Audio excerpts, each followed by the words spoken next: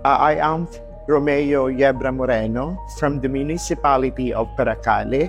I am Bernadette Pipila Asatilia. I am the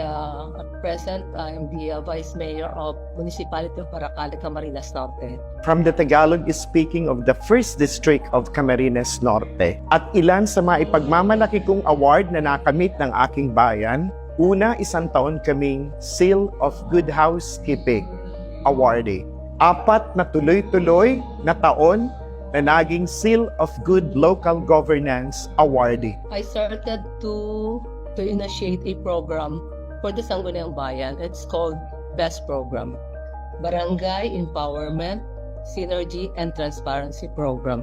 Na-recognize yung program namin, yung BEST Program ng BMLP Camarines Norte as best practice in the field of legislation. So, ang una pong naisip ko ay, why not, gumawa naman ako ng program na direkta na kami yung tutulong dun sa barangay. So, yung session po sa barangay na ginagawa namin, kami mismo yung nagsesesyon sa barangay for them na makita nila, ito pala ang ito pala yung parliamentary procedure, ganito pala nagsesesyon yung barangay. And included also po doon ay yung pag-iikot po namin. Ito po yung tinatawag na orientation on barangay legislation. Dinidiscuss namin sa kanila ano itong best program namin, yung functions and duties ng barangay officials. Hands-on kami doon sa barangay. Aside from best program, meron po kami natawag namin PPCC, Paracale People's Consultative Council. It's a council, it's a support system of the Sangguniang Bayan. Kasi napakahalaga ng isang organisadong, kasi mas maririnig ang boses ninyo at mas meron kayong lakas at mas maririnig kayo. So from 11 to 14, we have now 45 to 50 accredited organizations. Our LGU is a community of healthy, God-loving, resilient, but empowered people.